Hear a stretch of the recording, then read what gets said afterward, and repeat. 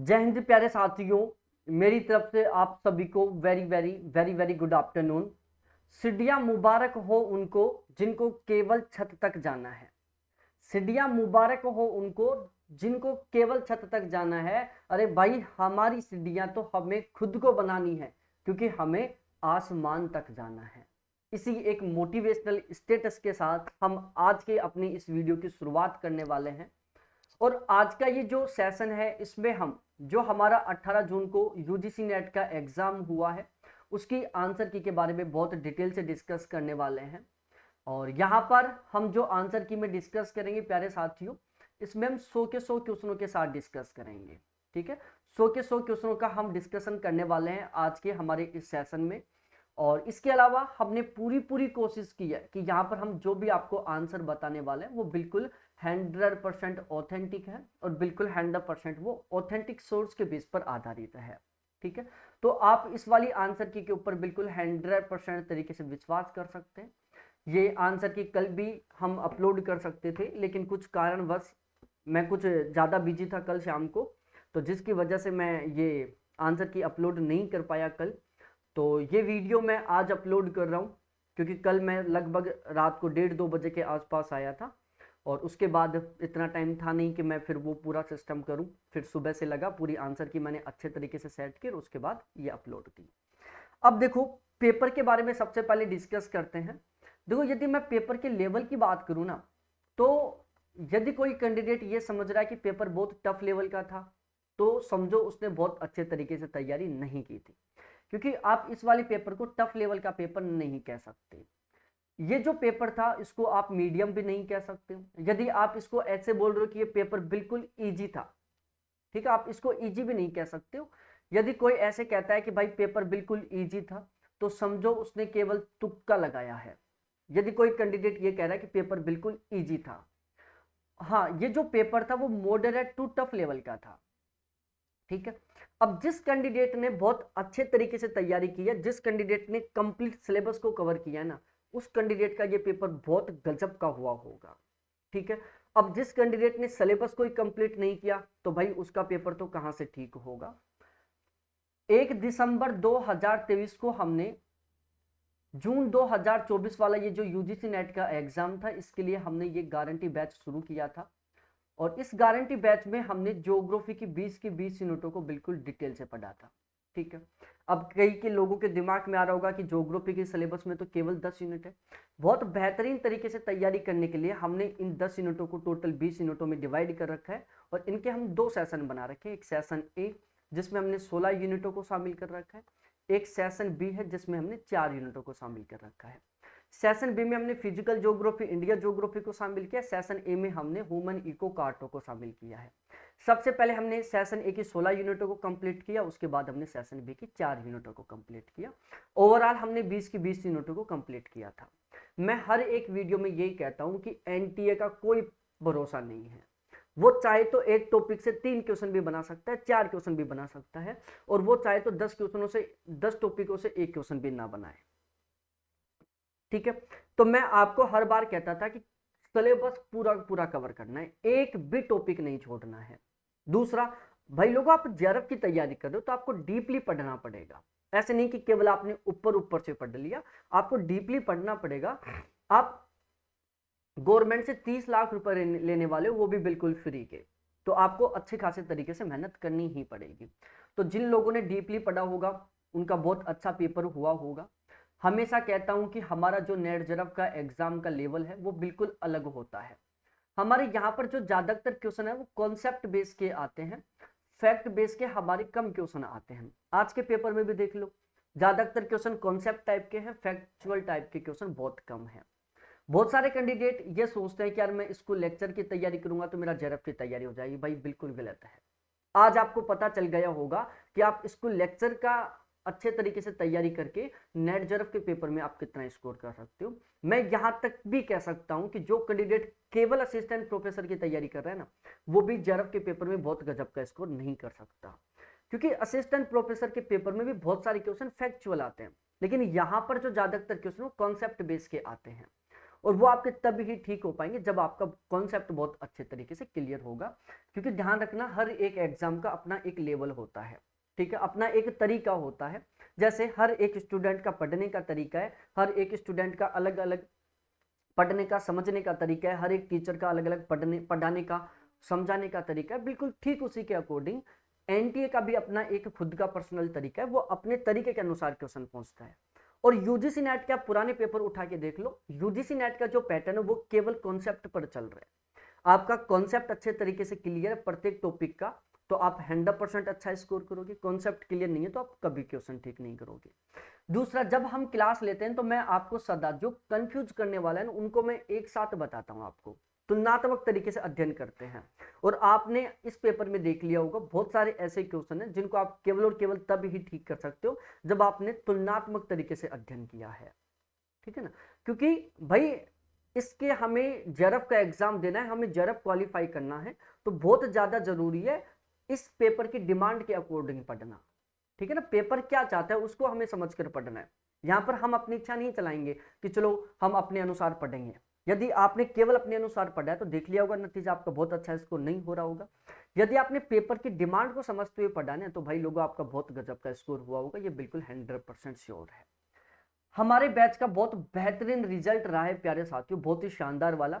कल शाम से कमेंट आ रहे थे धड़ाधड़ धड़ाधड़ धड़ाधड़, और उनको पढ़ने में बहुत मजा आ रहा था, ठीक है। जैसे हम यहाँ पर देख सकते हैं एक कमेंट, हेलो सर पेपर बहुत अच्छा हुआ है, लग रहा है कि ज्योग्राफी में 75+ क्वेश्चन सही हो जाएंगे। मेरा अब भी एमए फाइनल ईयर का प्रैक्टिकल भी चल रहा है, जिस कारण मैं लास्ट टाइम में आपकी रिकॉर्डेड क्लास देखती थी। बाकी पेपर शानदार गया है और इनका पूरा पूरा चांस जेआरएफ हो जाएगा। मेरे इनसे बात हुई है फोन पर, ठीक है। हम इसी तरीके से और कमेंट देख सकते हैं, बहुत सारे कैंडिडेटों का बहुत अच्छा स्कोर हुआ है, ठीक है। एक मिनट यार,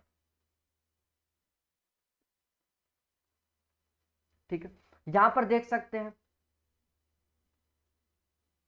देखो मेरा पेपर बहुत अच्छा हुआ है सर, पीजी चल रहा है अब भी, जेआरएफ हो जाएगा। हाँ सर पेपर बहुत अच्छा हुआ है, मैं आपकी रिकॉर्डेड क्लास देखती थी, सभी क्लास देखी थी, बहुत क्वेश्चन मिले हैं। तो इस तरीके से बहुत सारे कमेंट आए हैं, एक दो कमेंट नहीं बहुत सारे कमेंट आए हैं। हेलो सर पेपर बहुत गजब का हुआ है और ये सब केवल आपकी वजह से हो पाया है। मेरा अभी पीजी अपेयरिंग है, पेपर अच्छा हुआ है, जेआरएफ हो जाएगा। अब देखो यहाँ पर मैंने केवल उन कैंडिडेटों के कमेंट्स को शामिल किया क्योंकि सभी के सभी हम दिखा नहीं सकते, क्योंकि हमारा फिलहाल में टारगेट क्या है कि हम आंसर की को सॉल्व करें, ठीक है, ताकि हमें भी पता चल पाए कि हमारा कितना स्कोर हो रहा है। मैंने यहाँ पर उन कैंडिडेटों का आपको फीडबैक दिखाया जो पीजी अपेयरिंग में है, और जिन्होंने पीजी अपेयरिंग के साथ एग्जाम दिया उनका बहुत गजब का स्कोर हुआ है, ठीक है। हमारे बैच में टोटल 310 कैंडिडेट थे, दो बैच चले थे हमारे, एक में 130 कैंडिडेट थे और एक बैच में हमारे 180 कैंडिडेट थे, ठीक है। तो इस तरीके से हमारे बैच में टोटल 310 कैंडिडेट थे। अब ये जो 310 कैंडिडेट है ना, इनमें से लगभग 8 ऐसे कैंडिडेटों के बारे में हमें पता चल चुका है जो पीजी अपेयरिंग में थे और उनका जेआरएफ होने का पूरा पूरा चांस है। 100% चांस है कि उनका अब की बार जेआरएफ क्वालिफाई होगा, और वो भी बहुत गजब के मार्क्स के साथ, ठीक है। तो यदि आप पीजी अपेयरिंग में हो और जेआरएफ क्वालिफाई करना चाहते हो तो बिल्कुल 100% संभव है यदि आप सही ढंग से मेहनत करोगे तो। क्योंकि मेरा खुद का टोटल 3 बार जेआरएफ क्वालिफाई है, मेरी ओवरऑल 2nd रैंक है, और दिसंबर वाले एग्जाम में हमारे बैच से 41 कैंडिडेटों का जेआरएफ क्वालिफाई हुआ था, और अब की बार भी हमारे बैच का बहुत बेहतरीन रिजल्ट रहने वाला है। अब आपको देखो विश्वास तो करना ही पड़ेगा, कहीं से भी करो, पूरी पूरी दुनिया जो विश्वास के ऊपर कायम है। बहुत सारे लोग बोलेंगे कि ये सब झूठ है, ऐसा कुछ नहीं होता। भाई रियलिटी में जो कैंडिडेट क्लास देखे हैं उन लोगों को पता चल चुका होगा कि हमारा कितना बेहतरीन कंटेंट रहता है, और हमारा कितना बेहतरीन कंटेंट रहता है इसके बारे में आपको एक बार बता देता हूं कि हमने ये कंटेंट किस तरीके से तैयार किया है। भाई हमने ये जो ज्योग्राफी का कंटेंट तैयार किया ना, इसमें हमने टोटल 14 प्लेटफॉर्म के कंटेंट को काम लिया, मतलब टोटल 14 ऐसे प्लेटफॉर्म है जिनके माध्यम से आप ज्योग्राफी सब्जेक्ट की जेआरएफ के लिए तैयारी कर सकते हैं, और उनके कंटेंट को हमने अपने नोट्सों में शामिल किया है। हमने यूनिट वाइज तरीके से टोटल 28 ऑथेंटिक किताबें ली हैं और उनको हमने अपने नोट्सों में शामिल किया है। हमने जो नोट्स प्रोवाइड करवाने वाले इंस्टीट्यूट हैं, जैसे टॉपर्स नोट्स हो गए, नोट्स हब के नोट्स हो गए, ठीक है, इनको हमारे नोट्सों में शामिल किया है। 8 टीचर हैं जो नेट जेआरएफ की तैयारी करवाते हैं ज्योग्राफी सब्जेक्ट की, ठीक है। उनके नोट्सों को हमने हमारे नोट्सों में शामिल किया है। गाइड है जैसे दृष्टि की हो गई, अरियंत की हो गई, ठीक है, इनको हमारे नोट्सों में शामिल किया है। प्रीवियस ईयर पेपर 2010 से लेकर जून 2023 तक के सभी यूजीसी नेट के पेपरों को, प्लस में जो असिस्टेंट प्रोफेसर के जितने भी एग्जाम हुए उन सभी पेपरों को भी हमारे नोट्सों में हमने शामिल किया डेस्क्रिप्टिव तरीके से। तो ओवरऑल हमारा ये जो कंटेंट है ना, वो टोटली 14 प्लेटफॉर्म के कंटेंट को मिलाकर तैयार किया हुआ है, ठीक है। तो आप सोच सकते हो कि कितना बेहतरीन कंटेंट होने वाला है। और मैं हमेशा हर एक वीडियो में कहता हूं कि भाई ज्ञान बढ़ाने से कोई मतलब नहीं है, मजा तब आएगा जब स्कोर बढ़ेगा, जब पता चलेगा ना कि 80 प्लस क्वेश्चन ठीक हो रहे हैं, 85 प्लस क्वेश्चन ठीक हो रहे हैं, 78 क्वेश्चन ठीक हो रहे हैं, तब मजा आएगा। तो आप खुद समझ गए होंगे कि हमारा जो कंटेंट है वो कितना बेहतरीन है, क्योंकि हम ये टोटल 14 प्लेटफॉर्म के कंटेंट को मिलाकर तैयार किए हैं। दूसरा, हमारा जो कंटेंट वो बिल्कुल इजी लैंग्वेज पे है। जब क्लासेज चलती है तो उसमें हम तुलनात्मक तरीके से अध्ययन करते हैं। इसके साथ साथ हम स्पेशली तरीके से ध्यान में रखते हैं कि कौन से टॉपिक से किस टाइप का क्वेश्चन बनता है। मैं हर एक क्लास में साथ के साथ बताता हुआ चलता हूं कि इस टॉपिक की इन लाइनों से इस टाइप का क्वेश्चन बन सकता है। तो उससे हमारा एक पूरा फोकस हो जाता है कि इन लाइनों को हमें किस टारगेट के साथ पढ़ना चाहिए। ध्यान रखना, हमारा बैच केवल जेआरएफ के लिए है, ठीक है। इसके अलावा हम किसी दूसरे एग्जाम के लिए बैच नहीं चलाते। 100% जेआरएफ के एग्जाम को हम डेडिकेट हैं, इसलिए हमें अच्छे तरीके से पता है कि कौन से टॉपिक से किस टाइप का क्वेश्चन बन सकता है। पूरा स्पेशली तरीके से हम यहाँ पर फोकस रखते हैं। तो ओवरऑल सीन ये था। यदि आप जेआरएफ क्वालिफाई करना चाहते हो, अब की बार आपका पेपर खराब हो गया और अब आप जेआरएफ क्वालिफाई करना चाहते हो हर हाल में, तो आप हमारा ज्योग्राफी का नया गारंटी बैच शुरू हो चुका है दिसंबर 2024 के लिए। और हमारे इस बैच का टारगेट है कि हमें कम से कम 80% प्लस के मार्क्स के साथ जेआरएफ क्वालिफाई करना है, ठीक है। हम टारगेट लेके चल रहे हैं कि हमारा जो एग्जाम है वो 15 दिसंबर तक हो जाएगा। तो अब हमारे पास टोटल 180 दिन बचे हुए। जो शुरू के 100 दिन होंगे उसमें हम अपने कंप्लीट सिलेबस को कवर करेंगे। उसके बाद के जो 80 दिन बचेंगे उसमें हम कंप्लीट सिलेबस का कम से कम 5 से 6 बार रिवीजन करेंगे। रिवीजन हम यूनिट वाइज तरीके से भी करेंगे, पीवाईक्यूज के तरीके से भी रिवीजन करेंगे। भाई कुछ भी हो जाए, टारगेट ये है कि हमें हर हाल में जेआरएफ क्वालिफाई करना है, ठीक है, चाहे कुछ भी हो जाए। गारंटी बैच में मैं गारंटी ले रहा हूं कि चाहे पेपर किसी भी तरीके का आए, कम से कम 80% पेपर हमारे बैच के कंटेंट से ही मिलेगा।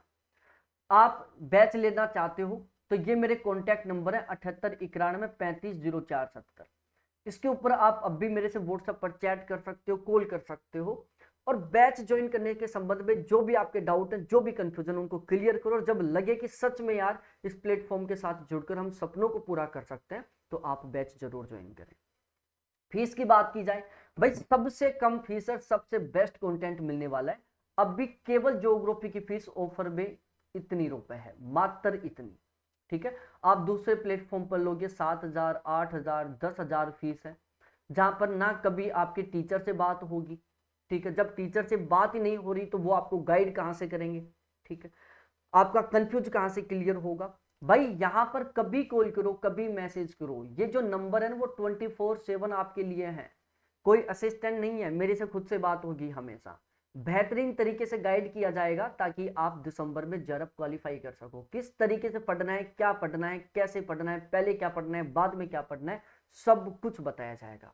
ओवरऑल ये है कि हम साथ मिलकर तैयारी करेंगे। साथ मिलकर तैयारी का मतलब मैं आपको बेस्ट कंटेंट प्रोवाइड करवाने का काम करूंगा, बेस्ट तरीके से गाइड करने का काम करूंगा। अपना जो एक्सपीरियंस है पिछले 4 साल से पढ़ाने का, 3 बार जेआरएफ क्वालिफाई करने का, ये सारा सब कुछ आपके साथ शेयर करूंगा। आपको केवल मेहनत करनी है, इसके अलावा आपको किसी तरीके से कोई कुछ नहीं करना। एक भी किताब खरीदने की जरूरत नहीं पड़ेगी। दोनों पेपर का बैच लेते हो तो अब भी ऑफर में फीस केवल इतनी है। जेआरएफ तभी होगा जब दोनों पेपर में गजब का स्कोर होगा। तो बिना देरी किए आप ये बैच ज्वाइन कर सकते हैं। बैच ऑलरेडी स्टार्ट हो चुका है सपनों को पूरा करने के लिए, ठीक है। तो अब हम अपने इस सेशन की शुरुआत करते हैं। और ध्यान रखना साथियों, आज शाम को 4 बजे से, देखो यहां पर मैं एक बार बता देता हूं हमारी क्लासेस कैसे चलती हैं। ज्योग्राफी की टोटल 3 क्लास होती हैं, एक मॉर्निंग में 10 बजे, एक शाम को 4 बजे और एक रात को 9 बजे, ठीक है। ये 10 बजे और 9 बजे वाली क्लास है, ये केवल पेड कैंडिडेटों को मिलती हैं, ठीक है। और ये जो शाम को 4 बजे क्लास होती है, इसमें हम टॉपिक वाइज तरीके से ऑब्जेक्टिव क्वेश्चन सोल्व करते हैं, ठीक है। अब यहाँ पर हम उन ऑब्जेक्टिव क्वेश्चनों को, उन टॉपिकों को सोल्व करते हैं जो हमारे पेड बैच में डेस्क्रिप्टिव तरीके से कंप्लीट हुए हैं। सपोज दैट हमने कल ज्वार भाटा कंप्लीट किया, तो आज जो 4 बजे क्लास होगी उसमें हम ज्वार भाटा से रिलेटेड जितने भी महत्वपूर्ण क्वेश्चन है उनको सोल्व करेंगे। तो टॉपिक वाइज तरीके से आपकी डेस्क्रिप्टिव ऑब्जेक्टिव दोनों तरीके से साथ के साथ तैयारी हो जाएगी। फिर देखते हैं कि आपका जेआरएफ कैसे क्वालिफाई नहीं होगा। भाई बहुत गजब के स्कोर के साथ जेआरएफ क्वालिफाई करोगे, ठीक है। तो चलो अब हम शुरू करते हैं। और आज शाम को जो 4 बजे क्लास होगी जिसमें हम इसी पेपर को बेहतरीन तरीके से बिल्कुल डिटेल के साथ क्या करने वाले हैं, सोल्व करने वाले हैं। आपका कितना क्या स्कोर हो रहा है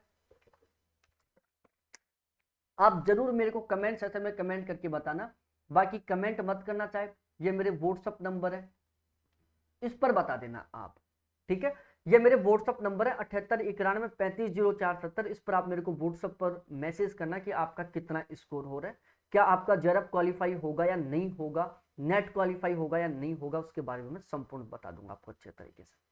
तो अब हम बिल्कुल स्पीड से इन क्वेश्चनों को सोल्व करते हैं। यहां पर हम केवल आंसर की के बेस पर डिस्कस करेंगे, यहां पर हम बहुत डिटेल से डिस्कस नहीं करेंगे। डिटेल से डिस्कस करने के लिए शाम को 4 बजे सभी के सभी कैंडिडेट लाइव सेशन ज्वाइन कर लेना। देखो, वॉन थेन्यून ने के भूमि उपयोग मॉडल के अनुसार बाजार के परिधि क्षेत्र तक निम्नलिखित उत्पादों को सुव्यवस्थित करो। देखो, वॉन थेन्यून मॉडल के द्वारा कृषि स्थानीकरण का सिद्धांत दिया गया था, जिसमें इन्होंने 6 पेटियों की बात की थी केंद्र को हटाकर, ठीक है। केंद्र को शामिल करते हुए टोटल 7 पेटियां थी। अब जैसे ये केंद्र है, इसके चारों तरफ कितनी पेटियां बताई इन्होंने, 6 पेटियां बताई इस तरीके से, ठीक है।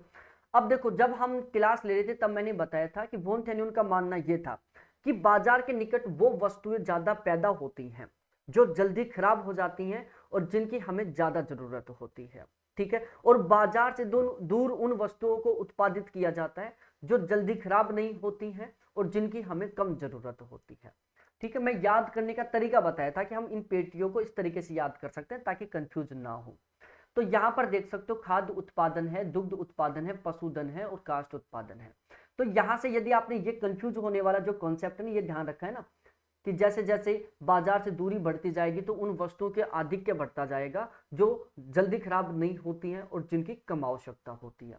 भाई जो दुग्ध उत्पादन है, दूध है ना, वो बहुत जल्दी खराब हो जाता है और हर एक कैंडिडेट को दूध की जरूरत होती है, इसलिए बाजार के निकट रहता है, ठीक है। काष्ठ उत्पादन, भाई वॉन थेन्यून के सिद्धांत की एक बड़ी आलोचना थी, क्योंकि इन्होंने पहले जब सिद्धांत दिया था ना तब लकड़ी को काम लिया जाता था ईंधन के रूप में, आजकल गैस को काम ले रहे हैं। तो आजकल लकड़ी का उपयोग नहीं हो रहा है, ये वर्तमान समय में इसकी आलोचना है, लेकिन पहले ये लकड़ी बहुत नीड थी खाना बनाने के लिए, घर के काम के लिए। तो इन्होंने दूसरे नंबर पर इसको रखा, ठीक है। तीसरे नंबर पर इन्होंने खाद्य उत्पादन को रखा था, भाई खाने के लिए अनाज, ठीक है। और चौथे नंबर पर इन्होंने पशुधन को रखा। कुछ लोगों को आ रहा होगा दिमाग में कि दूध भी तो पशुओं से पैदा होता है। यहाँ पर पशुधन का मतलब है जैसे आप मांस बेचने के लिए पशु पाल रहे हो, ठीक है, या फिर आप ऊन बेचने के लिए पशु पाल रहे हो। जैसे ऑस्ट्रेलिया की जो मेरिना भेड़ है वो ऊन बेचने के लिए प्रसिद्ध है, ठीक है। ऑस्ट्रेलिया मांस बेचने के लिए प्रसिद्ध है। तो यदि आप पशुपालन कर रहे हो तो केवल उसका टारगेट दूध नहीं है, भाई दूध उत्पादित करना पशुओं से ये तो मात्र एक छोटा सा उद्देश्य होता है। बाकी पशुओं से ऊन बेचा जाता है, उनका चमड़ा बेचा जाता है, उनका मांस बेचा जाता है, ये बहुत बड़े पैमाने पर उद्देश्य होते हैं किसके, पशुधन पालन के। अब पशुधन पालन में मुर्गी पालन भी आएगा, जानवर भी आएंगे, सारे के सारे आएंगे, ठीक है। तो जो पशुधन पालन है इसको इन्होंने चौथे क्रम में रखा था, तो ऑप्शन 3 यहाँ पर सही आंसर हो जाएगा। उसके बाद हम यहाँ पर इतने ज्यादा डिटेल से डिस्कस नहीं करेंगे, अदरवाइज पेपर बहुत लंबा टाइम हो जाएगा। हम केवल आंसर को डिस्कस करते हैं। भूमंडलीय तापन ग्लोबल वार्मिंग करने वाले निम्नलिखित मानव प्रेरित गैसों को। अब देखो, ग्लोबल वार्मिंग वाली जो गैस है ना, GWS, ग्लोबल वार्मिंग वाली जो गैस है, इनको अपने पेड बैच में 2 तरीके से पढ़ा था। 2 तरीके से कैसे भाई, एक तो वो गैसें जिनका ग्लोबल वार्मिंग में सबसे ज्यादा योगदान है, और एक वो गैसें जो ग्लोबल वार्मिंग उत्पादित करने की ज्यादा क्षमता रखती हैं, ठीक है, जिनकी ग्लोबल वार्मिंग पैदा करने की कैपेसिटी ज्यादा है। तो दोनों के आधार पर मैंने अवरोही क्रम में बताया था। यहां पर क्वेश्चन पूछ रहा है कि भूमंडलीय तापन करने वाली निम्नलिखित मानव प्रेरित गैसों को उनके सापेक्षिक योगदान के आधार पर अवरोही क्रम में, यहाँ पर योगदान की बात हो रही है, तो ग्लोबल वार्मिंग में सबसे बड़ा योगदान कार्बन डाइऑक्साइड का होता है क्योंकि इसकी मात्रा बहुत ज्यादा होती है। दूसरे नंबर पर मीथेन का होता है। तीसरे नंबर पर यहाँ पर कौन सा आएगा, नाइट्रस ऑक्साइड आएगा। चौथे नंबर पर यहाँ पर क्लोरोफ्लोरोकार्बन आएगा। ठीक है, तो ये क्रम आपको बिल्कुल अच्छे तरीके से पता होना चाहिए। भाई लोगों ध्यान रखना, ग्लोबल वार्मिंग उत्पादित करने की जो क्षमता है वो कार्बन डाइऑक्साइड की सबसे ज्यादा नहीं होती है, मैं ऑलरेडी बहुत अच्छे से बता दिया था आपको। अब हम आगे डिस्कस करते हैं सागरीय लवणता के संदर्भ में सही कथनों की। जब हम सागरीय लवणता पढ़ रहे थे, जब हम इसमें अक्षांश वितरण पढ़ा था लवणता का, तो उसमें मैंने बताया था कि भाई हमने 4 अक्षांशों के बेस पर अक्षांशों को 4 भागों में डिवाइड किया था, 0 से 20, 20 से 40, 40 से 60 और 60 से 90। ठीक है, सबसे ज्यादा जो लवणता है वो 20 से 40 डिग्री अक्षांशों के बीच में पाई जाती है। कहां पर, 20 से 40 डिग्री अक्षांशों के बीच पाई जाती है। पहला स्टेटमेंट क्या है कि समुद्र में डोलड्रम में लवणता अधिकतम है। भाई समुद्र में डोलड्रम क्षेत्र में लवणता अधिक नहीं होती, क्योंकि डोलड्रम में उस क्षेत्र को शामिल किया जाता है जो भूमध्य रेखा के 5 डिग्री नॉर्थ और 5 डिग्री साउथ वाला एरिया है उसको। तो यहाँ पर तो जो लवणता है वो 20 से 40 डिग्री अक्षांश वाले क्षेत्र की तुलना में कम पाई जाती है, इसलिए यहाँ पर यह गलत हो गया। चीन सागर की तुलना में लाल सागर में लवणता अधिक होती है। ठीक है, अब लाल सागर की लवणता मैंने बहुत अच्छे तरीके से बताया था लाल सागर के बारे में कि लाल सागर का जो दक्षिणी भाग है उसकी लवणता 37% होती है, इसका उत्तरी भाग उसकी लवणता 41% होती है। क्यों होती है ये भी मैं कारण दिया था, क्योंकि लाल सागर है जो साउथ में दक्षिण में हिंद महासागर के साथ जुड़ा हुआ है, जिसकी वजह से यहाँ पर लवणता कम होती है क्योंकि हिंद महासागर के जल का पानी इसके साथ मिलता रहता है। ठीक है, तो यहाँ पर हमें सही कथन की पहचान करनी है, तो दूसरा बिल्कुल सही है यहाँ पर। इसके अलावा उच्च वाष्पीकरण दर के कारण कैस्पियन सागर के उत्तरी भाग में लवणता अधिक होती है, ये यहाँ पर बिल्कुल गलत है। अब कैस्पियन सागर के बारे में मैंने बहुत अच्छे से बताया था कि कैस्पियन सागर के उत्तरी भाग में लवणता और दक्षिणी भाग के में लवणता, वहां पर क्यों है लवणता उसका रीजन भी बताया था मैंने।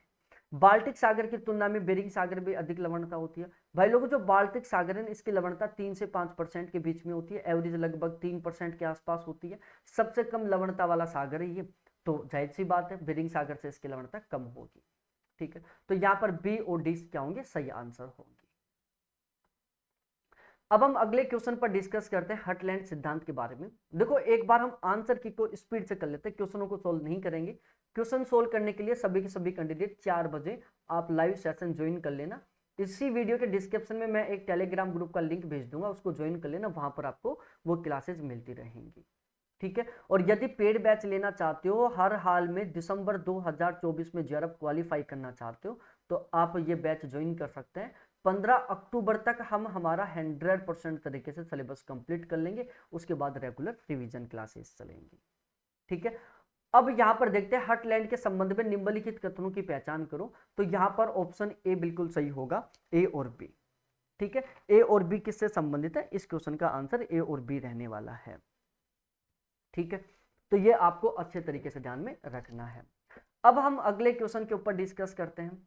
अगला क्वेश्चन क्या है, ये मिलान वाला था, एल्यूसियन था, केमन है, कर्माडेक है, सुंडा है। अब इनको हमें मिलान करना है इन महासागरों से कि कौन से महासागर के साथ जुड़ा हुआ है। तो यहाँ पर देखो जो एल्यूसियन है वो उत्तरी प्रशांत महासागर से, कर्माडेक है जो दक्षिणी प्रशांत महासागर से, सुंडा है जो हिंद महासागर में, और केमन है जो अटलांटिक महासागर में। ऑप्शन बी यहाँ पर सही आंसर होगा। अब हम थोड़ा आगे डिस्कस करते हैं। अनुसूचित जनजाति की कुल जनसंख्या, मैंने जब जनसंख्या की एक मैराथन करवाई थी आपको 2 घंटे के आसपास की थी, तो वहां पर मैंने इसको कवर किया था। हमने एससी एसटी जो जनजाति है उनको 2 आधार पर पढ़ा था। एक तो एससी एसटी जनजाति का सबसे ज्यादा प्रतिशत कौन से राज्य में है, प्रतिशत के आधार पर। दूसरा टोटल पॉपुलेशन के आधार पर, यहां पर क्वेश्चन बना है टोटल पॉपुलेशन के आधार पर। ठीक है, तो यहां पर जो सही आंसर है सबसे ज्यादा मध्य प्रदेश में है। ठीक है, उससे कम कहां पर है, महाराष्ट्र में है, उससे कम ओडिशा में है, और सबसे कम झारखंड में है, इसलिए यहां पर ऑप्शन ए सही आंसर होगा। ठीक है, अगले क्वेश्चन पर बात करते हैं। 2021 से 2030 के दशक को संयुक्त राष्ट्र संघ के दशक के रूप में घोषित किया था, तो इसको किया था पारितंत्र प्रत्यास्थापन के रूप में। बहुत सारे लोग इसको सतत समुदाय मान रहे हैं, ये बिल्कुल गलत है, यहाँ पर सही होगा पारितंत्र प्रत्यास्थापन। झांसी के ऊपर एक वर्ष में सूर्य की किरणें कितनी बार ऊर्ध्वाधर चमकती हैं। भाई हर क्लास में जब हमने जियोमॉर्फोलॉजी क्लाइमेटोलॉजी पढ़ा था, ठीक है, जब हमने क्लाइमेटोलॉजी पढ़ा था तो वहां पर मैंने बहुत अच्छे तरीके से पढ़ाया था। ठीक है, उत्तरी विश्व दक्षिणी विश्व, ठीक है, वो सॉरी शीत वर्तांत, उष्ण वर्तांत और विश्व वर्तांत के बारे में, कि जो सूरज है वो 21 जून को कर्क रेखा पर लंबवत चमकता है, 22 दिसंबर को मकर रेखा पर लंबवत चमकता है, 21 मार्च और 23 सितंबर को, ठीक है, कहां पर चमकता है, विषुवत रेखा के ऊपर लंबवत चमकता है। तो जो झांसी है कर्क रेखा के उत्तरी भाग में स्थित है, इसलिए यहाँ पर सूरज कभी भी लंबवत नहीं चमकता है, ऊर्ध्वाधर नहीं चमकता है। ऑप्शन सी यहाँ पर सही आंसर होगा, ठीक है। पाश्चात्य सांस्कृतिक परिमंडल में महत्वपूर्ण प्रभाव रखता है, तो वो है ईसाइयत।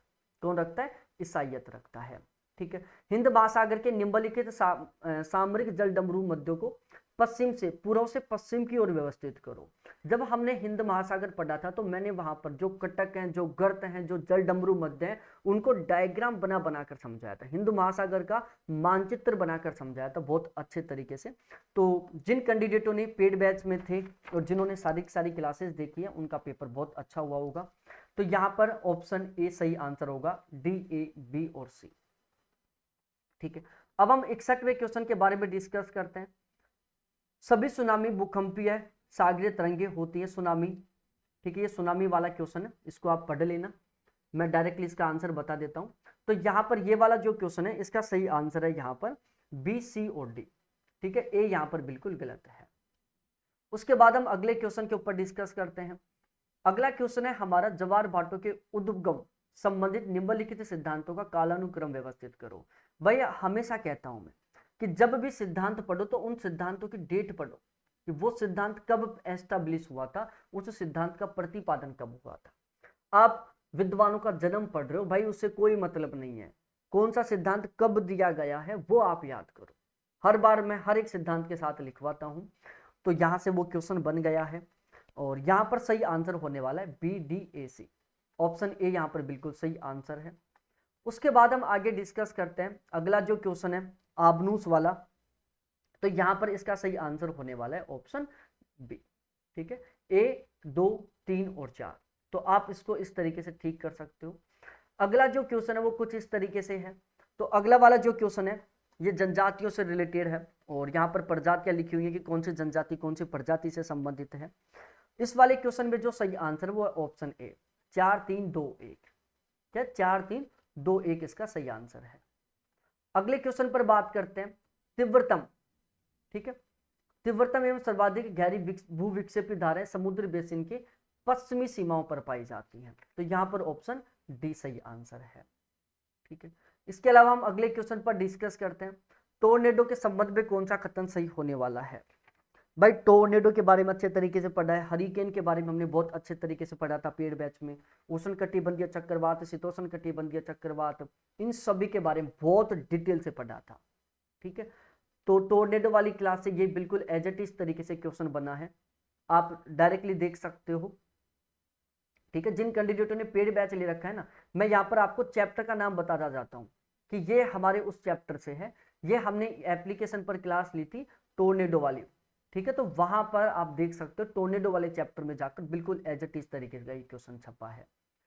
हरिकेन की इनकी क्लास ले रखी, हमने तड़ित झंझा की क्लास ली थी, वहां से क्वेश्चन बना है। नगरीकरण के स्तर के आधार पर निम्नलिखित देशों को अवरोही क्रम में व्यवस्थित करो, ठीक है। देखो जब हम नगरीकरण पढ़ रहे थे, सिविलाइजेशन का हम टॉपिक पढ़ रहे थे, उस टाइम मैंने आपको बताया था कि जो विकसित देश होते हैं उनमें नगरीकरण ज्यादा होता है, जो विकासशील देश होते हैं उनमें नगरीकरण कम होता है, और जो अविकसित देश होते हैं उनमें नगरीकरण सबसे कम होता है, ठीक है। तो यहाँ पर आप देख सकते हो कि सबसे ज्यादा विकसित देश कौन सा है, जो ज्यादा विकसित देश होगा वहां पर नगरीकरण ज्यादा है। तो माल्टा है, फिनलैंड, ये बहुत विकसित देश हैं।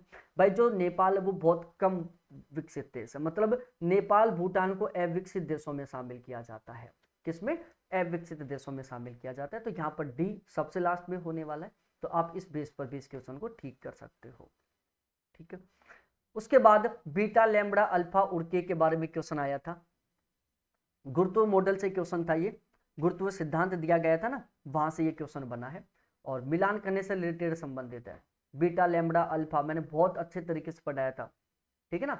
बीटा की वैल्यू कैसे ज्ञात करती हैं, अल्फा की कैसे ज्ञात करते हैं, लैम्बडा का मान क्या है, किस तरीके से, इनका फॉर्मूला सब कुछ। तो यहां पर सही आंसर होने वाला है ऑप्शन ए, ठीक है। इसके बाद अगले क्वेश्चन पर चलते हैं। अगला क्वेश्चन है, देखो यहां पर बहुत सारे जो शब्द है ना वो हमें केवल इंग्लिश मीडियम से समझ में आते हैं। अब जिन लोगों ने इंग्लिश के कीवर्ड भी साथ के साथ पढ़ा था। हम हर एक टॉपिक का इंग्लिश में भी कीवर्ड लिखते हैं, जो मेन कीवर्ड है उसको हम बाईलैंग्वेज तरीके से लिखते हैं ताकि इंग्लिश में भी हम देख सके। तो यहाँ पर ये जो सेल मलबा है ये शायद ही किसी के द्वारा पढ़ा हुआ शब्द होगा, लेकिन जो टालसु है ना ये हर किसी के द्वारा पढ़ा हुआ है। टालसु का संबंध होता है निक्षेपण से। किससे? निक्षेपण से। ठीक है, और जो उन्नयात्मक जो क्रिया होती है वो किससे संबंधित होती है? निक्षेपण से संबंधित होती है, इस तरीके से। ठीक है, तड़ित झंझा की बारंबारता। अब देखो तड़ित झंझा की बारंबारता मैंने लगभग 15 दिन पहले क्लास ली थी तड़ित झंझा की, जहां पर हमने तड़ित झंझा वाले टॉपिक को बिल्कुल अच्छे तरीके से पढ़ा था। तो वहां पर मैंने बताया था तड़ित झंझा वाले में कि जो तड़ित झंझा है ना वो निम्न अक्षांशों के ऊपर ज्यादा एक्टिव रहता है। किसके ऊपर ज्यादा एक्टिव रहता है? निम्न अक्षांशों के ऊपर। ठीक है, तो यहां पर आप इस क्वेश्चन को इस बेस पर भी ठीक कर सकते हो कि तड़ित झंझा का संबंध किससे है? निम्न अक्षांशों पर ज्यादा है। तो निम्न अक्षांश का मतलब है डोलड्रम क्षेत्र। यहाँ पर बहुत सारे कैंडिडेट ध्रुवीय उपध्रुवीय क्षेत्र बताएंगे, जो बिल्कुल गलत है। डोलड्रम यहाँ पर सही आंसर है। हवाई का किलाउला सक्रिय ज्वालामुखी। भाई हवाई द्वीप के जो ज्वालामुखी हैं जिनको हम हॉट स्पॉट भी कहते हैं, हॉट स्पॉट से इनका संबंध होता है। ठीक है, हवाई ज्वालामुखी में हमने पढ़ा था कि ये जो ज्वालामुखी है ये एक श्रृंखला के रूप में होते हैं, जिनके एक किनारे पर सबसे पुराने ज्वालामुखी होते हैं, एक किनारे पर नवीनतम ज्वालामुखी होते हैं। ठीक है, तो इनका अभिसारी क्रिया से भी कोई संबंध नहीं है, अपसारी क्रिया से भी कोई संबंध नहीं है। महाद्वीपीय महासागरीय प्लेट अभिसरण से भी कोई संबंध नहीं है। इनका जो संबंध है वो मेटल प्लूप से संबंध होता है। ठीक है, मेटल प्लूप से इनका संबंध होता है। स्पाइकमैन ने रिमलैंड सिद्धांत। अब जो रिमलैंड, ठीक है, अब देखो यहाँ पर बहुत सारे कैंडिडेटों ने दिमाग लगाया होगा जिन्होंने सही ढंग से नहीं पढ़ा। वो क्या करेंगे कि रिमलैंड की जब उन्होंने परिभाषा पढ़ी थी, रिमलैंड की परिभाषा क्या होती है कि भाई हटलैंड के जो चारों ओर का क्षेत्र है उसको स्पाइकमैन ने क्या कहा? रिमलैंड कहा है। तो उनके दिमाग में आया कि यार हटलैंड के चारों ओर का क्षेत्र क्या है? रिमलैंड है। तो यहां पर उन्होंने विशाल आकार कर दिया होगा। भाई यहां पर आप देखो लैंड शब्द यूज हो रहा है।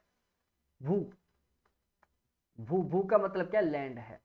ठीक है, अब 3 प्रकार के थे, एक वायु था, एक जल था, ठीक है, और एक स्थल था। स्थल के संबंध में जो स्थलीय महाशक्ति है उनके संबंध में 2 विद्वानों ने काम किया था, एक तो मैकेंडर ने किया था, एक स्पाइकमैन ने किया था। जल के संबंध में काम किया था महान मोदे ने, और वायु के संबंध में काम किया था सेवर्स्की मोदे ने। ठीक है, तो भाई यहां पर भू लैंड की बात हो रही है, स्थल की बात हो रही है, तो यहां पर सही आंसर क्या होगा? भू अभिगम्यता होगी। ठीक है ना, मैंने बहुत अच्छे तरीके से बताया था, क्योंकि इस टाइप का जो क्वेश्चन है वो एक बार ऑलरेडी आ चुका है 2008 के आसपास का, मतलब 2010 से पहले एग्जाम हुआ था नेट जरफ का, उसमें बिल्कुल सेम टू सेम इसी टाइप का क्वेश्चन आया था। तो जब मैं ये तीनों पढ़ा रहा था तो उस टाइम मैंने आपको बहुत अच्छे तरीके से बताया था कि यहाँ से क्वेश्चन बन सकता है। देख लो क्वेश्चन बन गया यहाँ से। ठीक है, अब हम सागर नित्तल प्रसरण के बारे में डिस्कस करते हैं। देखो सागर नित्तल प्रसरण हैरी एस मोदे के द्वारा दिया हुआ सिद्धांत है, प्लेट विवर्तनिकी के सिद्धांत से बहुत अच्छा गहरा संबंध रखता है ये। महाद्वीपीय विस्थापन सागर में सागर नित्तल को पृथ्वी की सतह का नवीन और अल्पकालिक लक्षण माना गया है। भाई नवीन सतह से इनका कोई संबंध नहीं होता, अल्पकालिक लक्षण से इनका कोई संबंध नहीं होता।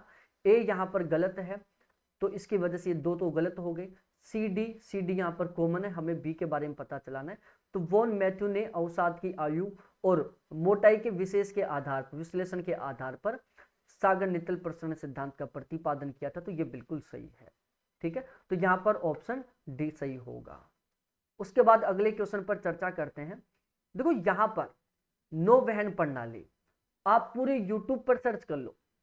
ठीक है, हमारे वीडियो के अलावा नौवहन प्रणाली के संबंध में आपको एक भी वीडियो नहीं देखने को मिलेगा। आरपीएससी कॉलेज लेक्चर के एग्जाम में भी यहां से क्वेश्चन आया था। ठीक है, आप YouTube पर सर्च कर लो, यहां से मेरा YouTube पर क्लास ली हुई है नौवहन प्रणाली के बारे में। ठीक है, जहां पर टोटल मैंने लगभग 12-13 परिवहन प्रणालियों के बारे में पढ़ाया था और वहीं से ये क्वेश्चन बना है। और क्योंकि देखो सैटेलाइट के बारे में तो हम अक्सर पढ़ते रहते हैं, नौवहन प्रणालियों के बारे में कभी हम पढ़ते नहीं हैं। हिंदी ग्रंथ अकादमी की जो किताब थी उसमें इसके बारे में लिखा हुआ था और मैंने इसको बहुत अच्छे तरीके से पढ़ाया और यहाँ से ये क्वेश्चन आ गया जिसको आप देख सकते हो। ठीक है, तो इसका जो आंसर है वो क्या रहने वाला है? इसका आंसर ऑप्शन डी रहने वाला है। ठीक है, 3, 1, 4 और 2।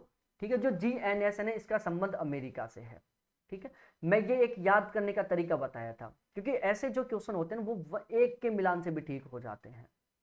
उसके बाद भाई WTO के बारे में मैंने बहुत अच्छे तरीके से बताया था कि पहले एक GATT नाम से संगठन था, जिसका नाम बाद में बदलकर WTO कर दिया गया था। ठीक है, तो यहां पर इसका जो सही आंसर वो क्या रहने वाला है, AOD सही रहने वाला है, ऑप्शन 3। ठीक है भाई, एक भी क्वेश्चन ऐसा नहीं है जो हमारे पढ़ाइयों से बाहर जा रहा हो अभी तक का, तो एक भी क्वेश्चन की बात कर रहा हूं मैं। भाई हम हर एक स्टूडेंट के हर एक टॉपिक के ऊपर बहुत स्पेशली तरीके से फोकस रखते हैं, बहुत स्पेशली तरीके की बात कर रहा हूं मैं। हरिकेन उष्णकटिबंधीय चक्रवातों को हमने अभी पढ़ा था। हरिकेन स्तर के चक्रवातों में हवा की गति कम से कम 119 किलोमीटर प्रति घंटा होती है।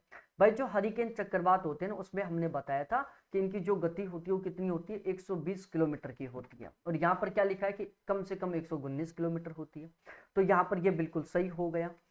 अब इसके अलावा इसका सही आंसर क्या होने वाला है, तो यहाँ पर इसका जो सही आंसर है वो A और D होने वाला है। देखो, जो उष्ण कटिबंधीय चक्रवात होते हैं या जो शीतोष्ण कटिबंधीय चक्रवात होते हैं वो भूमध्य रेखीय क्षेत्र के ऊपर विकसित नहीं होते। क्यों? क्योंकि यहाँ पर कोरियोलिसिस बल का क्या होता है, अभाव होता है। जो कोरियोलिसिस बल है वो विषुवत रेखीय क्षेत्र पर बिल्कुल न्यूनतम होता है, ध्रुवों की ओर उसका मान बढ़ता जाता है, तो इसलिए यहाँ पर जो हवाएं वो घूम नहीं पाती है, जिसकी वजह से विषुवत रेखीय क्षेत्र या डोल्ड्रम क्षेत्र में चक्रवातों की उत्पत्ति नहीं होती।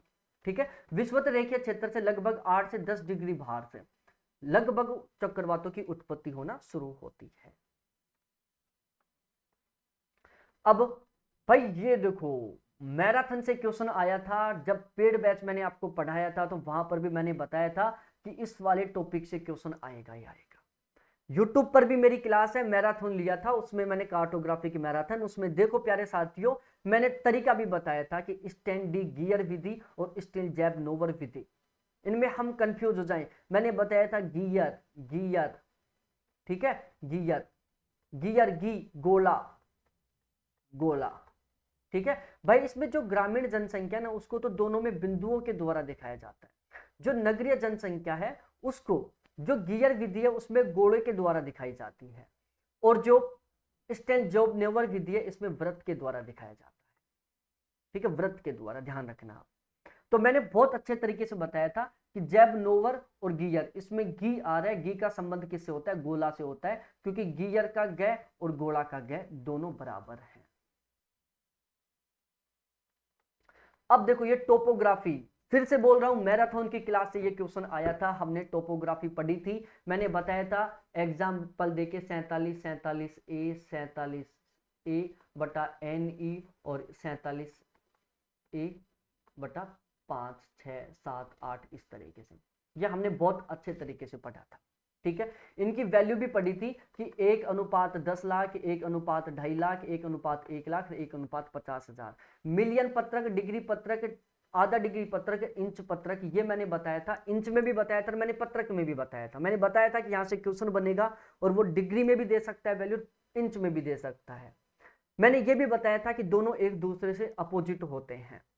ठीक है भाई, जहां एक डिग्री वैल्यू मान है वहां पर आधा 1/4 इंच आएगा, और जहां पर 1/4 डिग्री की बात है वहां पर 1 इंच आएगा। ठीक है, इनमें जो समोच्च रेखीय अंतराल है वो भी मैंने बताया था आपको। तो यहां पर यदि जिस कैंडिडेट ने मैराथन क्लास देखी होगी ना, उस कैंडिडेट का भी ये क्वेश्चन बिल्कुल ठीक हो गया होगा। यहां पर सही आंसर 3 है। ठीक है, भारत ने राष्ट्रीय चक्रवात जोखिम सनम परियोजना को कब शुरू किया था, तो इस योजना की शुरुआत हुई थी 2021 से। कब से? 2021 से। भाई पिरामिड तंत्र में संख्या का पिरामिड प्रतिलोमित होता है वृक्ष के द्वारा, वृक्ष वृक्ष।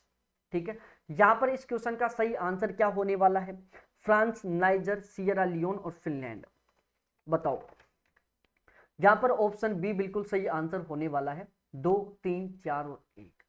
उसके बाद हम अगले क्वेश्चन पर डिस्कस करते हैं। एशिया, अफ्रीका तथा लैटिन अमेरिका में जनसंख्या विस्फोट से जुड़ा हुआ है। अब देखो यहां पर कुछ लोग इसमें कृषि क्रांति करके आएंगे, क्योंकि जो जनसंख्या विस्फोट की शुरुआत हुई थी ना, एशिया, अफ्रीका, लैटिन अमेरिका में जब जनसंख्या विस्फोट की शुरुआत हुई थी तो उस दौरान कृषि क्रांति भी थी और उस दौरान उपनिवेशवाद भी था। ठीक है, दोनों सिचुएशन थी उस दौरान। और देखो जो एशिया, अफ्रीका और लेटिन अमेरिकन देश हैं, ये एक तरीके से कृषि प्रधान देश भी है। यहाँ पर जैसे एशिया तो कंप्लीटली कृषि के ऊपर डिपेंड है, अफ्रीका भी कृषि के ऊपर डिपेंड है, थोड़ा सा जो लेटिन अमेरिकी क्षेत्र है वो थोड़ा सा उद्योगों की ओर भी है, लेकिन ये भी कंप्लीटली वैसे कृषि प्रधान ही है। यहाँ पर लेटिन अमेरिका की बात हो रही है, उत्तरी सेपरेट उत्तरी अमेरिका की बात नहीं हो रही है, लेटिन अमेरिका की बात हो रही है। तो यहाँ पर जनसंख्या विस्फोट का कारण कृषि भी हो सकता है, क्योंकि यहाँ पर बहुत जबरदस्त तरीके से कृषि की जाती है, ठीक है, कृषि की तकनीकों को बढ़ाया जा रहा है और उसकी वजह से जनसंख्या, यहाँ पर ये भी हो सकता है, यहाँ पर ये भी हो सकता है, लेकिन मेरे अनुसार यहाँ पर जो सही आंसर है वो ये होने वाला है, ठीक है। चिकित्सीय क्रांति का मतलब क्या है भाई? पहले ये जनसंख्या विस्फोट कब होता है? जनसंख्या विस्फोट का मतलब होता है जनसंख्या का बहुत तेज गति से बढ़ना।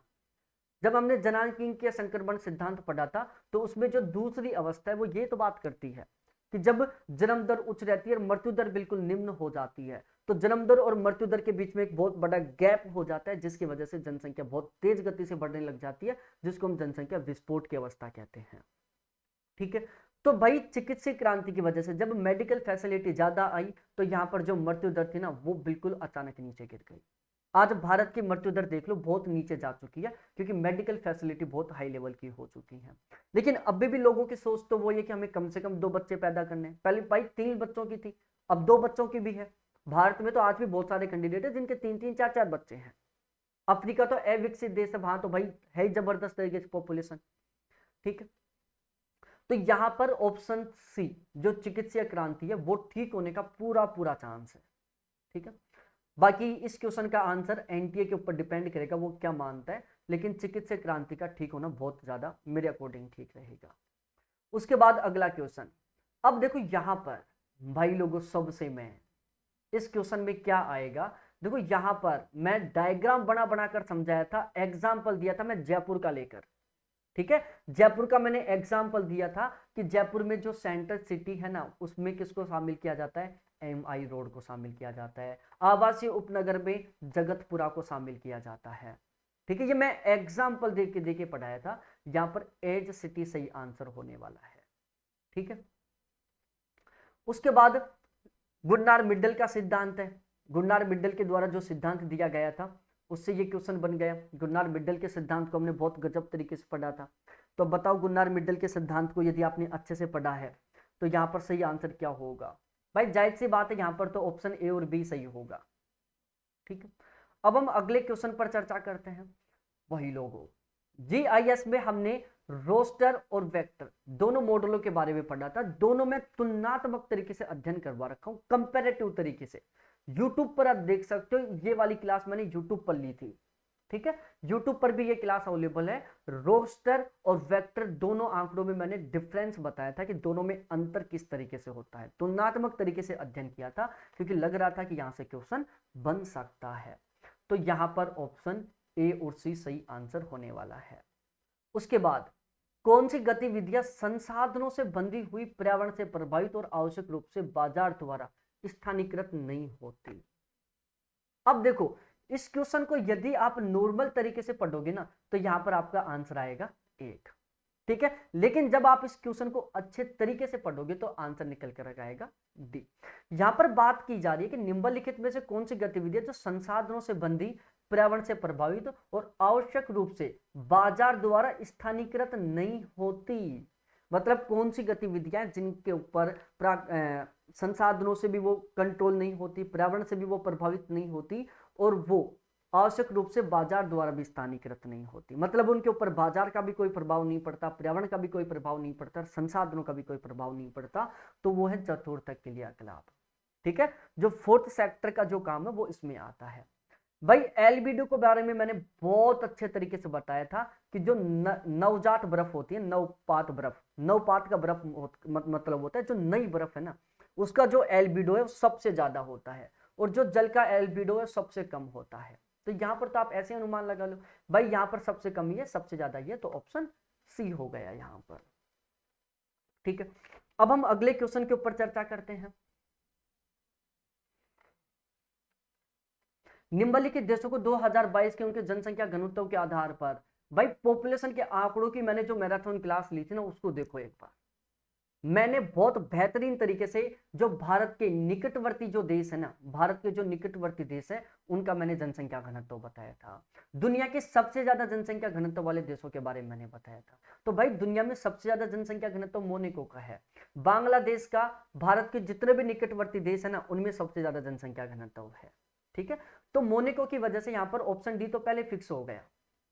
ठीक है, आरोही क्रम की बात कर रहे हैं, ऑप्शन डी तो हमारा पहले फिक्स हो गया और ऑप्शन डी के बेस पर ही हमारा ये क्वेश्चन ठीक हो गया। ठीक है भाई, बांग्लादेश का जो जनसंख्या घनत्व है भारत के जितने भी निकटवर्ती देश उसमें सबसे ज्यादा है। उसके बाद हम बात करते हैं मलेशिया की तुलना में, कम में ध्यान रखना, सीमावर्ती देशों में बांग्लादेश आता है तो इसका घनत्व ज्यादा है, निकटवर्ती में मलेशिया का बांग्लादेश से भी ज्यादा है। विश्व की कृषि प्रणाली के संबंध में कौन सा सही है? तो भाई विश्व के कृषि प्रणाली के संबंध में यहां पर सही आंसर होगा सीओडी। ठीक है, सीओडी यहां पर बिल्कुल सही आंसर होने वाला है। जो कृषि प्रदेश है, जब हमने वहां पर पढ़ा था तो वहां पर ये हमने बहुत अच्छे तरीके से पढ़ा था। इन्वायरमेंटल ज्योग्राफी में हमने जो फूड चेन पढ़ा है, ठीक है, फूड चेन, तो वहां से ये क्वेश्चन बनकर आया है। फूड चेन में मैंने डायग्राम बनाए थे जानवरों के और फिर उससे मैंने समझाया था, तो यहाँ पर ऑप्शन सी रहने वाला है सही आंसर। भाई ये तो सबसे सिंपल क्वेश्चन है, सबसे सिंपल क्वेश्चन। जब हमने सेटलमेंट ज्योग्राफी पढ़ी थी और जब सेटलमेंट ज्योग्राफी में हम अधिवास प्रतिरूप पढ़ा था ना, तो वहां पर हमने पढ़ा था कि जब बहुत सारी सड़कें एक केंद्र पर आके मिलती हैं तो वहां पर एक तारानुमा आकृति बन जाती है। जैसे ये केंद्र है, इस पर चारों तरफ से सड़क आकर मिल रही है और इन सड़कों के किनारे क्या बन जाते हैं? अधिवास बन जाते हैं। ठीक है, तो एक तारे का शेप बन जाता है। नोमोथेटिक विधि किससे संबंधित है? विधि आश्रित विधि से संबंधित है। ये प्रीवियस एग्जाम से बना हुआ क्वेश्चन है। अब देखो भाई, यहां पर बिल्कुल सिंपल से तरीके से आप इस क्वेश्चन को ठीक कर सकते हो। भाई पल्स ऑफ एशिया हंटिंगटन के द्वारा लिखी हुई किताब है। कब लिखी थी ये भी मैंने बताया था, क्योंकि इस वाले क्वेश्चन से कई बार ऐसा क्वेश्चन बन चुका है कि ये किताब कब लिखी गई थी। ठीक है, अब की बार ऐसा नहीं पूछा। पल्स ऑफ एशिया हंटिंगटन के द्वारा लिखी हुई है। ठीक है, अर्ली हिस्ट्री ऑफ जो मैनकाइंड है, ठीक है, वो टेलर के द्वारा लिखी हुई है। यहां पर ऑप्शन बी होगा। ठीक है, उसके बाद अगले क्वेश्चन पर आते हैं फ्रीडमैन ने। तो भाई फ्रीडमैन ने सेंट्रो पेरीफेरी मॉडल दिया था, केंद्रीय परिधि स्थल सिद्धांत, वर्दी ध्रुव सिद्धांत परोक्ष मोद्दे के द्वारा दिया गया था। ठीक है, ध्रुवीकरण उत्तरो प्रभावकारी सिद्धांत है, वर्ताकार संचय कार्योत्पादन सिद्धांत है। इन चारों को मैंने बहुत डिटेल से पढ़ाया था। ठीक है ना, बहुत डिटेल से चारों के चारों सिद्धांतों को। अब उसके बाद अगले क्वेश्चन पर आते हैं और ये क्वेश्चन देखो, इसके बारे में हमें पता नहीं था कि इस टाइप से भी क्वेश्चन बन सकता है, क्योंकि हम अब तक जितने भी अपवाद तंत्र थे ना उनको हम केवल नॉर्मल तरीके से ऐसे ही पढ़ रहे थे कि भाई दो प्रकार का हो जाता है, एक क्रमवती एक अक्रमवती होता है, क्रमवती के प्रकार अक्रमवती के प्रकार, इस तरीके से हम पढ़ते थे। यहाँ पर पूछ लिया कि स्टेलर की विधि के अनुसार चक्रित सरिता के अपवाद क्रम को चिन्हित करो। अब देखो यहाँ पर एक ये है, ठीक है, इस तरीके से मिल रहा है। ठीक है, तो ये तो हो गया पहला, फिर उसके बाद में ये दूसरा मिला। ठीक है, तो यहां तक ये हो गया दूसरा। ठीक है, उसके बाद में इसमें ये तीसरा मिल गया। ठीक है, तो यहां से ये तीसरा हो गया और इस तीसरे के मिलने के बाद ये यहां से चौथा हो गया। ठीक है, तो ये जो गोला वाला है ना, यहां से चौथे की शुरुआत होती है। इसकी चौथे की शुरुआत होती है। ऑप्शन दो यहां पर सही आंसर होगा। क्या होगा? ऑप्शन दो यहां पर सही आंसर होने वाला है। के अनुसार यहां पर ग्रिफिथ टेलर होगा। देख लो 96 जो क्वेश्चन है उसका आंसर क्या होने वाला है? ग्रिफिथ टेलर महोदय होने वाला है। ठीक है, उसके बाद अगले क्वेश्चन पर डिस्कस करते हैं जैव भू रासायनिक चक्कर के बारे में। तो भाई जैव भू रासायनिक चक्कर बिल्कुल सिंपल सा क्वेश्चन है, ये तो कॉमन सेंस वाला है। यहाँ पर ऑप्शन ए और बी सही आंसर होने वाले हैं। ठीक है, इसके बाद हम अगले क्वेश्चन के बारे में डिस्कस करते हैं। जो स्टैटिकल ज्योग्राफी वहां पर हमने पढ़ा था इस क्वेश्चन को बहुत अच्छे तरीके से। स्टैटिकल ज्योग्राफी में तो इसका जो संबंध वो किससे होता है? मानक विचलन से होता है। किससे होता है? मानक विचलन से होता है। उसके बाद अगले क्वेश्चन पर डिस्कस करते हैं भाई वलन। वलन के बहुत सारे जो प्रकार थे वो मैं डायग्राम बना बनाकर इस तरीके से पढ़ाया था कि श्यान वलन कौन सा होता है, खुला वलन कौन सा होता है, एक नति कौन सा होता है, अपनति कौन सा होता है, ठीक है, परिवलित कौन सा होता है, सभी को पढ़ा था बहुत अच्छे तरीके से। ठीक है, फोल्ड के बारे में। तो यहां पर जो सही आंसर वो क्या होने वाला है? तो 99 क्वेश्चन का सही आंसर होने वाला है ऑप्शन सी, CABD। ठीक है, CABD यहाँ पर सही आंसर होगा। उसके बाद भूगोल में साहित्यिक परंपरा का शुभारंभ करने वाले विद्वान का नाम क्या था? तो यहाँ पर इसका आंसर होगा हिकेटियस महोदय। कौन थे? हिकेटियस महोदय। भाई ये हमने खाद्य श्रृंखला में पढ़ा था, दशांश का नियम, जिसको लिंडमैन महोदय के द्वारा दिया गया था कि एक पोषण स्तर से दूसरी पोषण स्तर में केवल 10% ऊर्जा ही ट्रांसफर होती है। ठीक है, तो यहाँ पर ऑप्शन ए सही आंसर होगा।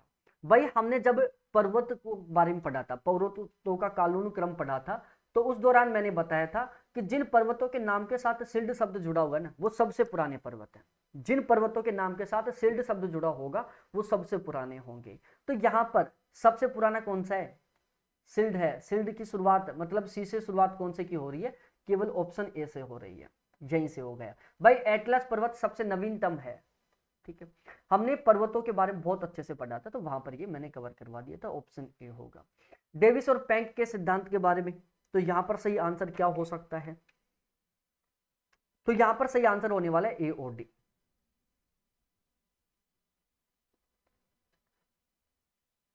यहां पर सही आंसर होगा प्लैंक का नियम। किसका नियम? प्लैंक का नियम। Planck Planck Planck.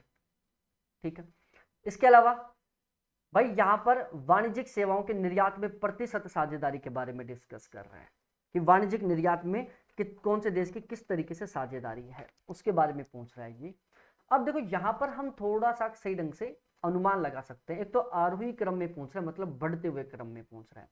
अब देखो विश्व में वाणिज्यिक सेवाओं के निर्यात में प्रतिशत साझेदारी के बारे में जब हम ट्रांसपोर्ट ज्योग्राफी, परिवहन ज्योग्राफी ये पढ़ रहे थे, तो वहां पर मैंने बताया था कि भाई जो विकसित देश है ना, वो क्या करते हैं? ज्यादा एक्सपोर्ट करते हैं। ठीक है, वो इंपोर्ट भी ज्यादा करते हैं, वो एक्सपोर्ट भी ज्यादा करते हैं, लेकिन उनका जो बाकी के देश है उनकी तुलना में एक्सपोर्ट करने में अच्छी पोजीशन रहती है।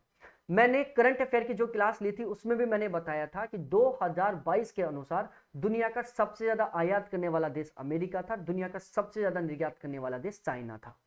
ठीक है, पहले अमेरिका होता था दुनिया में सबसे ज्यादा आयात निर्यात करने वाला देश, लेकिन चाइना अब दुनिया का सबसे ज्यादा निर्यात करने वाला देश बन गया, और दुनिया का सबसे ज्यादा आयात करने वाला अमेरिका है, जो मैंने बहुत अच्छे तरीके से अपने करंट अफेयर की क्लास में बताया था।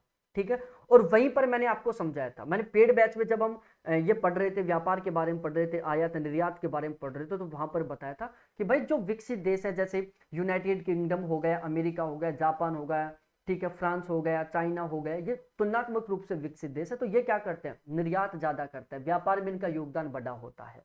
ठीक है, तो यहाँ पर आरोही क्रम पूछा, मतलब बढ़ता हुआ क्रम पूछा, मतलब डी सबसे लास्ट में आएगा, यहाँ पर ये कंफर्म हो गया। ठीक है, हम लोगों को पता है कि जो ब्राजील है वो क्या है? एक विकासशील देश है। ठीक है, तो ये शुरू में होगा। इसके अलावा अब हम बात करते हैं नीदरलैंड और थाईलैंड के बारे में। नीदरलैंड कहाँ का देश है? यूरोप का देश है। यूरोपियन कंट्री सारी सारी किसमें आती है? विकसित देशों में आती है। तो जो नीदरलैंड है ना, वो थाईलैंड की तुलना में क्या करता है? ज्यादा एक्सपोर्ट करता है। तो यहां पर ऑप्शन बी सही आंसर होगा। भाई लोगों, जो विकसित देश है, मैंने तब भी बताया था, अभी भी बता रहा हूं, विकसित देशों का विकसित देश मैनली तरीके से मैन्युफैक्चरिंग का काम करते हैं। मैन्युफैक्चरिंग का मतलब है वो कच्चे माल को खरीदते हैं, उसको मैन्युफैक्चर करके वापस बेच देते हैं। स्थानिक अंतःक्रिया मॉडल में उद्गम स्थल और गंतव्य स्थान के मध्य पृथक्करण में लक्षणों में निम्नलिखित में से किस शब्दावली को निरूपित किया गया है? अब इसमें ये भी हो सकता है और इसमें ये भी हो सकता है। ठीक है, लेकिन यहां पर स्पाइटल इंटरेक्शन मॉडल की बात कर रहे हैं। ठीक है, यहां पर स्थानिक अंतःक्रिया मॉडल की बात कर रहे हैं, जिसकी वजह से यहां पर ये नहीं होगा और ये होगा, SIJ होगा। ठीक है, अब हम थोड़ा आगे डिस्कस करते हैं। निम्नलिखित में से कौन सा वेबर ने औद्योगिक अवस्थिति के सिद्धांत में कल्पित नहीं किया था? अब यहां पर बताओ प्यारे साथियों, जब वेबर के सिद्धांत का, वेबर का जो औद्योगिक स्थानीयकरण का सिद्धांत था, जब हम वो पढ़ रहे थे, तो उस दौरान मैंने बताया था वेबर के सिद्धांत की मान्यताएं। ठीक है, हम देखो यहाँ पर क्या करते हैं, जो भी सिद्धांत होता है ना, उसको हम सबसे पहले उसकी मान्यताओं को पढ़ते हैं। सबसे पहले तो इस सिद्धांत का इंट्रोडक्शन पढ़ते हैं कि कौन सी किताब में, कब, किसके द्वारा दिया गया, अध्ययन क्षेत्र क्या था। उसके बाद में हम उस सिद्धांत की मान्यताओं को पढ़ते हैं। उसके बाद उस सिद्धांत की जो विशेषताएं उनको पढ़ते हैं। सबसे लास्ट में हम आलोचना पढ़ते हैं। ठीक है, यह हमारे हर एक मॉडल का सीक्वेंस रहता है, तो उससे हमें वो जो मॉडल बहुत ही सिस्टमैटिक तरीके से समझ में आ जाता है और क्वेश्चन याद भी अच्छे तरीके से हो जाता है। ठीक है, तो यहाँ पर जो सही आंसर है ना, वो ये है कि श्रम सस्ता और सफलतापूर्वक क्या होता है, सभी स्थानों पर उपलब्ध होता है। ठीक है, इस बात को किसने कहा था, वेबर मोते ने नहीं कहा था। ठीक है ना, इन तीनों को माना था वेबर मोते ने, इसको नहीं माना था कि जो श्रम है वो सस्ता और सफलतापूर्वक सभी स्थानों पर उपलब्ध होता है, इसके संबंध में बात की नहीं थी। योजना आयोग द्वारा वर्गीकृत तो भारत के 15 कृषि प्रदेशों जलवायु प्रदेशों में सम्मिलित नहीं है भाई। मध्य गंगा का मैदान है, पूर्वोत्तर प्रदेश है, पश्चिमी राजस्थान है, ये सभी शामिल है, थार मरुस्थल नाम से शामिल नहीं है, क्योंकि यहाँ पर पश्चिमी राजस्थान को शामिल कर दिया गया है। पश्चिमी राजस्थान में ही क्या शामिल है, थार का मरुस्थल शामिल है। ठीक है ना, हम थोड़ा सा यहाँ से इस तरीके से भी, यदि हमें पढ़ा हुआ नहीं होता ना तो हम यहाँ से भी अनुमान लगा सकते थे। देखो मैं हर पेड बैच में अपने जो क्लासेस होती है ना, क्लासेस में मैं आपको हमेशा बताता हूँ कि यहाँ से क्वेश्चन किस तरीके का बन सकता है और हम क्वेश्चनों को किस तरीके से सोल्व कर सकते हैं। भाई बहुत सारे ऐसे क्वेश्चन आते हैं जिनको आप केवल और केवल तब सोल्व कर सकते हो जब आपकी अंडरस्टैंडिंग कैपेसिटी ठीक है, आपको क्वेश्चनों को सोल्व करने का तरीका पता है। ठीक है, हमारे बैच में अच्छा रिजल्ट रहने का सबसे बड़ा रीजन ये भी है क्योंकि हम यहाँ पर हर एक टॉपिक के बारे में ये बताते हैं, साथ के साथ यहाँ से किस टाइप का क्वेश्चन बनता है, कब कब इस क्वेश्चन टॉपिक से क्वेश्चन बन चुका है। ठीक है, और इस टाइप का क्वेश्चन बने तो हम आंसर किस तरीके से फाइंड कर सकते हैं, क्योंकि आप लोगों को अभी बहुत एक्सपीरियंस नहीं है। जब आप 2-3 बार जेआरएफ क्वालिफाई कर लोगे तो आपको खुद को अच्छा खासा एक्सपीरियंस हो जाएगा। तो जब पश्चिमी राजस्थान की बात हो रही है, फिर उसमें थार मरुस्थल की बात कर रहे हैं, भाई थार मरुस्थल भी तो किसमें शामिल है, पश्चिमी राजस्थान में ही शामिल है। अब उसके बाद हम स्थानिक विभेदन के आरोही क्रम के बारे में डिस्कस करते हैं। अब देखो ये नहीं पता था कि इस टाइप से भी क्वेश्चन बन सकता है कभी, आइकोनोस एमएस कॉटोसेट आरक्यू रिसोर्स सेट, इस टाइप से भी क्वेश्चन बन सकता है, इसके बारे में कभी पता नहीं था। तो और वो भी स्थानिक विभेदन के आधार पर यहाँ से क्वेश्चन बना सकते हैं। बाकी यहाँ पर सही आंसर क्या होने वाला है, ऑप्शन ए होने वाला है। ठीक है, अब हम आगे डिस्कस करते हैं अगले वाले क्वेश्चन में। 110 नंबर के क्वेश्चन में सही आंसर क्या होगा, तो इसमें जो सही आंसर होगा वो होगी भूतापीय ऊर्जा।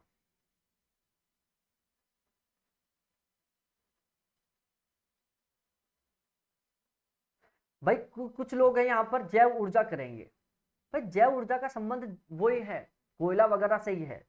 ठीक है, देखो बायो एनर्जी है, जियोथर्मल एनर्जी क्या होती है, इसमें जमीन से ऊर्जा पैदा की जाती है, जमीन के आंतरिक भाग से, जमीन के अंदर होल बनाया जाता है, छेद बनाया जाता है और फिर वहां से ऊर्जा को बाहर निकाला जाता है। ठीक है, जमीन के अंदर छेद बनाकर बहुत गहराई में एक ड्रिल मशीन के द्वारा छेद किया जाता है और फिर वहां से इस ऊर्जा को उत्पादन किया जाता है। भारत में अभी जियोथर्मल जो एनर्जी है उसको पैदा नहीं किया जा रहा है क्योंकि भारत में अभी इतनी ज्यादा टेक्नोलॉजी नहीं आई है। ठीक है, और जो बायो एनर्जी है इसमें वही कोयला पेट्रोलियम और प्राकृतिक गैस आ जाते हैं, ध्यान रखना। टाइडल एनर्जी है और न्यूक्लियर एनर्जी है। न्यूक्लियर एनर्जी में तो वैसे ही हम न्यूक्लियर पदार्थों को काम लेते हैं। केंद्र स्थल सिद्धांत के बारे में क्वेश्चन आ गया कि केंद्र केस्टलर का जो केंद्र स्थल सिद्धांत था वहां से, इसको बहुत डिटेल से पढ़ा रखा है हमने, K3 K7 K4 के बारे में बहुत अच्छे तरीके से बता रखा है। ठीक है, डायग्राम बना बना कर मैंने समझाया था आपको। ठीक है, तो यहां पर जो सही आंसर वो होने वाला है ऑप्शन ए। ठीक है, उसके बाद अगले क्वेश्चन पर चर्चा करते हैं। समुद्री परत के घनत्व के संबंध में निम्नलिखित में से कौन सा गलत है, तो यहां पर होगा, देखो जो पाइनोक्लाइन है ना, वो समुद्रों के अंदर जो घनत्व में अंतर है ना उसको मापने का काम करते हैं, घनत्व के बीच में डिफरेंस को। ठीक है, ताप लवणता घनत्व समुद्र में जल राशि की पहचान प्रयुक्त होते हैं, ये भी बिल्कुल सही है।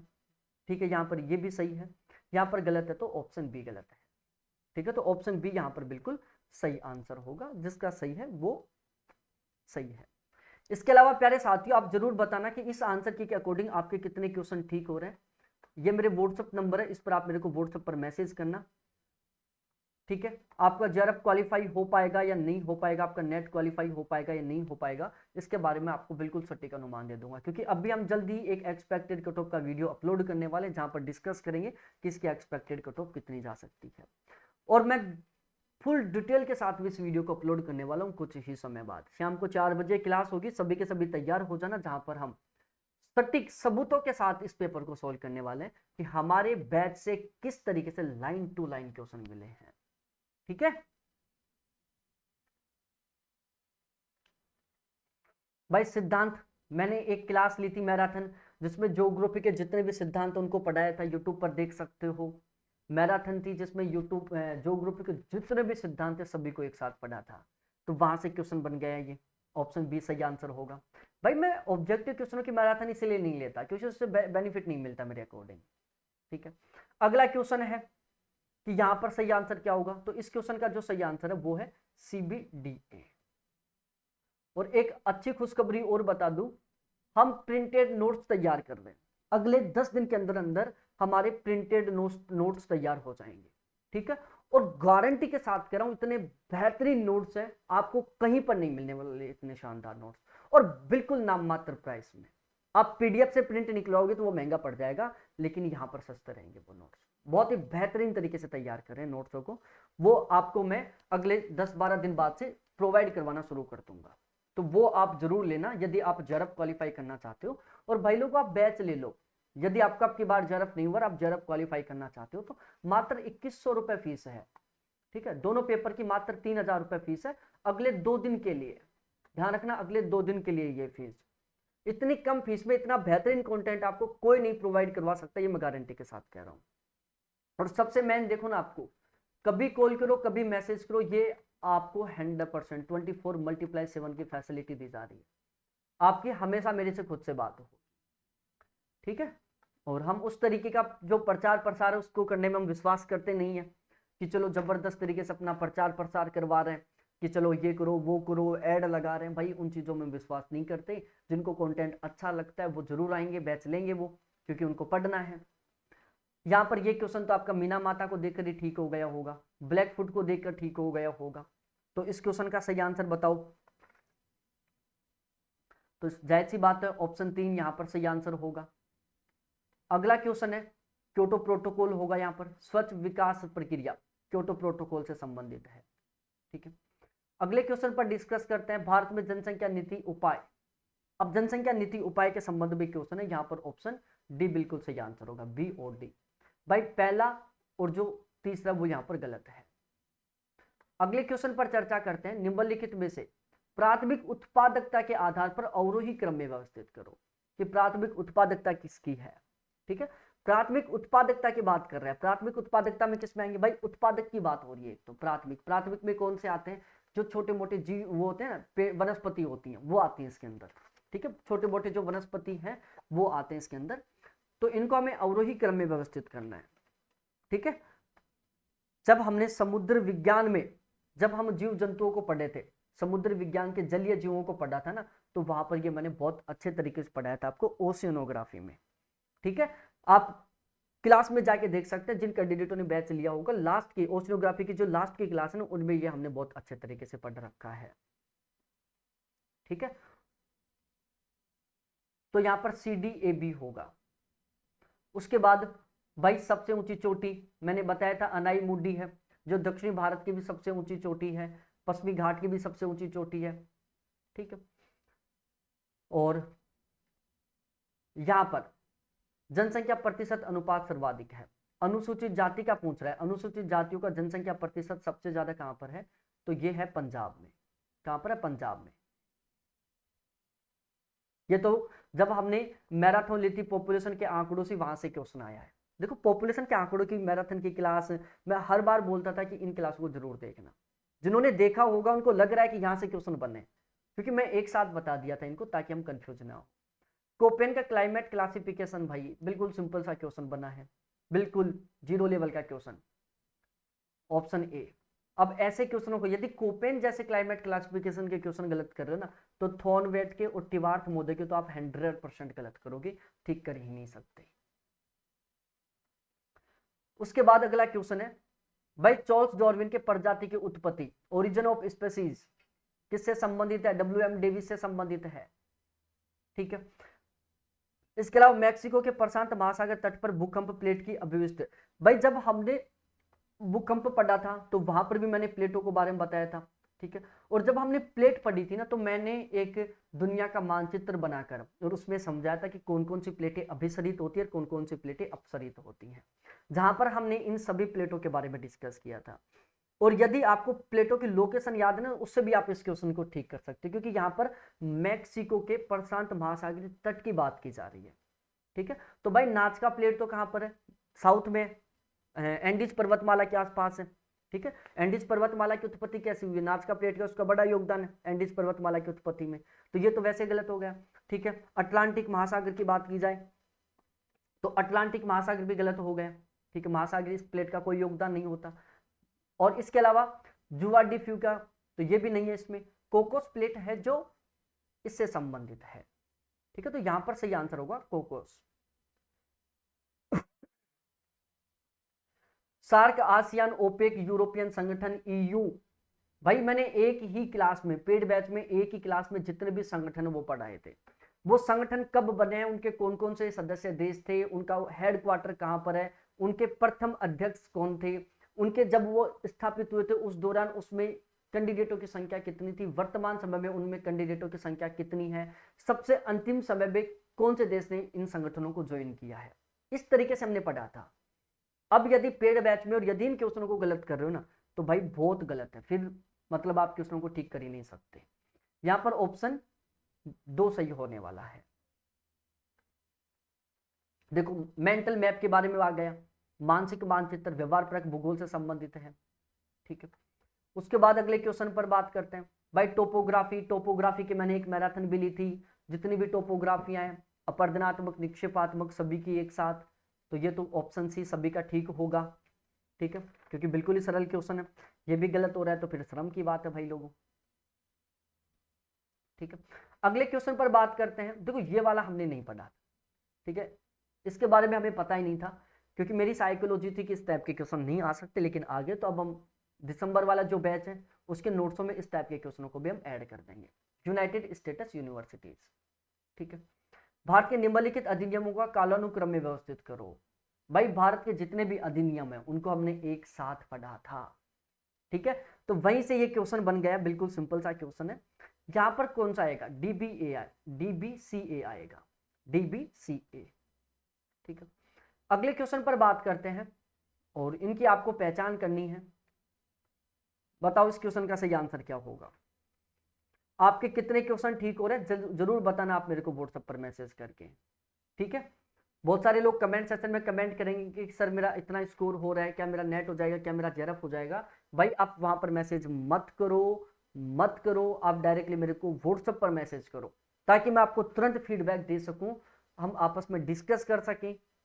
ठीक है, आप व्हाट्सएप पर मैसेज करो, कमेंट मत करो आप। ठीक है, तो यहां पर ऑप्शन डी होगा। इसके अलावा यदि हम बात करें कोटी आकार नियम के बारे में, अब देखो इसमें दोनों आंसर हो सकते हैं, राजस्थान भी हो सकता है और केरल भी हो सकता है। देखो कोटी आकार नियम था, ये विकसित देशों से संबंधित था। ठीक है, दूसरा इसका जो रैंक साइज रूल था उसमें यह बात कर रहा था कि प्रथम नगर की जो जनसंख्या है उससे दूसरे नगर की जो जनसंख्या जस्ट आधी हो जाती है। ठीक है, मतलब प्रथम नगर की जो जनसंख्या वो दूसरे कोटि के नगर की जनसंख्या की जस्ट डबल होती है। तो राजस्थान में जयपुर और जोधपुर में सेम हालात देखने को मिलते हैं। ठीक है, तो यहां पर सी भी हो सकता है, ए भी हो सकता है, दोनों में कोई सा भी हो सकता है, एनटीए के ऊपर डिपेंड करेगा। ठीक है, भूकंप संवेदी, भाई भूकंप जोन के बारे में डिस्कस किया था, भूकंप जोन फर्स्ट है उसको हटा दिया गया है, बाकी के भूकंप जोनों के बारे में हमने अच्छे तरीके से पढ़ा था। तो यहाँ पर सही आंसर क्या होने वाला है? दिल्ली होने वाला है, जयपुर भोपाल पुणे यहाँ पर नहीं है। अब हम आगे डिस्कस करते हैं अगले क्वेश्चन पर, बर्गस का। तो बर्गस का जो सिद्धांत था, डायग्राम बना बना के पढ़ा था, बहुनाभिक के सिद्धांत को, होमरोइड का खंड विस्तार सिद्धांत जिसको हम सेक्टर मॉडल बोलते हैं। ठीक है, हमने भाई डायग्राम बना बना के पढ़ा था और मैं बताया भी था कि यहां से क्वेश्चन बनेगा। तो यहां पर सही आंसर होने वाला है CADB। अभी बहुत सुनहरा मौका है, जब आप क्वालिफाई करना चाहते हो फर्स्ट प्रयास में, पहले अटेम्प्ट में, दिसंबर 2024 में हर हाल में, तो अभी बैच ज्वाइन कर लो, नाम मात्र फीस है। ठीक है ना, इससे कम फीस में इससे बेस्ट कंटेंट आपको किसी हाल में नहीं मिलने वाला। अब यहां पर देखो, देखो इनके बारे में हमें पता नहीं था कि इस टाइप से भी क्वेश्चन बन सकते हैं यहाँ पर। ठीक है, अब यहाँ पर क्वेश्चन तभी ठीक होंगे जब आपको इनके बारे में पता होगा कि इनकी लोकेशन क्या है, कौन सा कहाँ पर है, कौन सा कहाँ पर है। जैसे जो नैनी है वो कहाँ पर है? उत्तर प्रदेश में है। तो इस टाइप के क्वेश्चनों के बारे में नहीं पता था कि इस टाइप के भी क्वेश्चन बन सकते हैं। तो यहाँ पर ध्यान रखना, सबसे उत्तर में नैनी है, फिर नीदड़ है, फिर उसके बाद कुंडल है, फिर पलानपुर है। भाई ह्यूमिडिटी, ठीक है, सापेक्षिक आर्द्रता, निरपेक्ष आर्द्रता, मिश्रण अनुपात बहुत अच्छे तरीके से पढ़ा था, सूत्र बताया था मैंने कि इनको किस तरीके से ज्ञात किया जाता है। ठीक है, मैंने ये भी बताया था कि इनको किस तरीके से रिप्रेजेंट किया जाता है। ठीक है, कौन कौन से कारकों से प्रभावित होते हैं, मतलब तापमान का इनके ऊपर प्रभाव पड़ता है या नहीं पड़ता, ये सारी चीजें हमने बहुत अच्छे तरीके से पढ़ी थी। तो यहाँ पर तो बिल्कुल जायज सी बात है, ऑप्शन बी सही आंसर होगा। यहां पर दिवालोक की अवधि के अवरोही क्रम में बताओ, तो यहां पर सी डी ए बी होगा। सी डी ए बी, देखो ये हमने नहीं पढ़ा था, इसके बारे में हमें पता ही नहीं है, मेरे को खुद को भी नहीं पता कि ये दिवालोक का सीन क्या है। ठीक है, तो इसको तो मेरे को खुद को अब पढ़ना पड़ेगा कि दिवालोक का सीन क्या है। तो भाई मैं जब भी खुद ही नहीं जानता तो आपको बताऊंगा कहाँ से। लेकिन अब मैंने अच्छे तरीके से इसका ढूंढा है यूट्यूब पर, इसके अलावा गूगल पर, तब थोड़ा पता चला कि इसका सही answer C D A B होने वाला है। ठीक है, और वैश्विक औसत समुद्र तल में वृद्धि का सबसे बड़ा कारण क्या है? देखो यहाँ पर ग्लोबल वार्मिंग, वैश्विक औसत समुद्र तल में वृद्धि के बारे में बात किया जा रहा है कि समुद्र तल में वृद्धि किस तरीके से हो रही है। तो यहाँ पर जो समुद्र तलों में वृद्धि है ना, उसका कारण क्या होगा? समुद्र तल में वृद्धि की बात की जा रही है। ठीक है, औसत समुद्र तल में वृद्धि, औसत समुद्र तल में वृद्धि कैसे होगी? जब ओजोन का क्षरण होगा, ओजोन का क्षरण होगा तो जबरदस्त तरीके से क्या आएंगी? अल्ट्रावोलेट वेब आएंगे, जिसकी वजह से ग्लोबल वार्मिंग बढ़ेगी, जिसकी वजह से जल बढ़ेगा, जिसकी वजह से ये सीन होने वाला है। तो यहाँ पर ऑप्शन बी सही आंसर होने वाला है। ठीक है, ये हमारा खुद का नहीं पढ़ा हुआ। ठीक है, किसका सही आंसर क्या होगा अब हमने देखा है किताबों में, तब हमें पता चला है कि ऐसा भी क्वेश्चन बनता है और उसका आंसर, तो इस क्वेश्चन का जो आंसर वो होने वाला है ऑप्शन सी। ठीक है, ये तो बिल्कुल सिंपल सा क्वेश्चन है, यदि ये भी क्वेश्चन गलत है तो भाई फिर मजा नहीं है पढ़ने में।